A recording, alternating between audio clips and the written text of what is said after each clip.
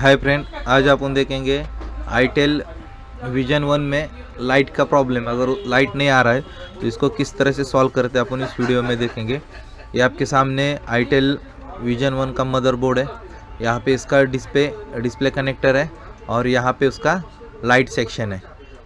तो आपके एलसीडी में लाइट आने के लिए कितनी पिन की ज़रूरत होती है इसमें ये देखते पहले। 1 2 3 टोटल 3 पिन की ज़रूरत होती है आपके विजन 1 में लाइट आने के लिए।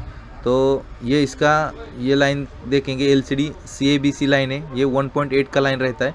ये एलसीडी एनोड और ये कैथोड है। ये प्लस वाला लाइट रहता है, प्लस वाला लाइन रहता है और ये आपका माइनस वाला लाइन रहता है। तो सबसे पहले अपन ये देखेंगे, इधर आपका 6 लेग्स वाला लाइट आईसी लगा हुआ है। यहाँ पे एक कॉइल लगा हुआ है और यहाँ पे डायोड लगा हुआ है। यहाँ पे आपका चार्जिंग आईसी है। तो सबसे पहले अपन देखेंगे कि इस आईसी को काम करने के लिए आपको वीपेज पावर की ज़रूरत मिलना बहुत ज़रूरी है।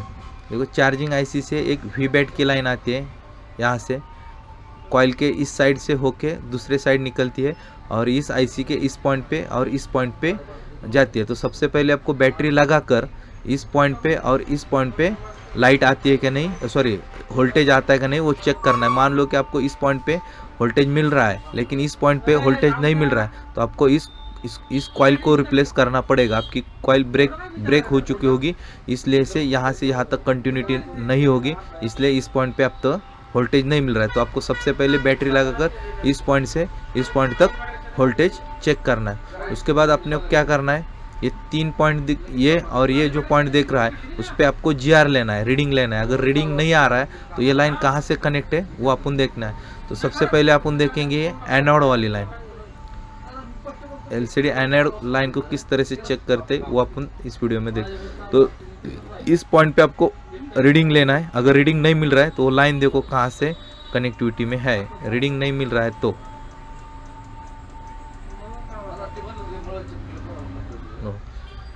एक कैपेसिटर पे लगा हुआ है। कैपेसिटर के बाद ये सीधा आपका डायोड से कनेक्ट है, मतलब यहाँ से ये लाइन निकली हुई है डायोड से सीधा आपके इस पॉइंट पर गई है। तो आपको यहाँ से लेके यहाँ तक कंटिन्यूटी मिलना चाहिए। अगर आपको यहाँ से यहाँ तक आप कंटिन्यूटी है और आपको GR भी मिल रहा है तो उसके बाद आपको उसको हॉट टेस्टिंग करना है। तो हॉट टेस्टिंग कैसे करोगे, आपको बैटरी को लगाना है। बैटरी को लगाने के बाद इस पॉइंट पर आपकी बैटरी जितनी चार्जिंग है उतना वोल्टेज आपको मिलना चाहिए। अगर वोल्टेज नहीं मिल रहा है तो आपको क्या करना पड़ेगा, आपको डायोड को चेंज करना पड़ेगा। अगर इस पॉइंट पे आपको वोल्टेज नहीं मिल रहा है इस लाइन पे बैटरी लगाने के बाद तो आपको फिर डायोड को चेंज करना पड़ेगा। अगर डायोड चेंज करने के बाद भी अगर नहीं आ रहा है तो आपको डायोड के इस पॉइंट तक वीपेज मिलना चाहिए। अगर यहाँ वीपेज मिलेगा तभी ये वोल्टेज आगे पास होगा। तो आपको यहाँ तक वीपेज मिलना चाहिए। यहाँ तक वीपेज मिल रहा है लेकिन यहाँ नहीं मिल रहा है तो आपका फिर ये डायोड ख़राब है, आपको फिर डायोड को चेंज करना पड़ेगा। दूसरी वाली कैथोड की लाइन ये माइनस वाली लाइन रहती है। अगर ये डिसकनेक्ट होती है तो इसका देखो सप्लाई कहाँ से, देखो ये कैथोड वाली की सप्लाई ये है। 6 लेग्स वाली के आईसी की ये यहाँ से निकल रही है ये,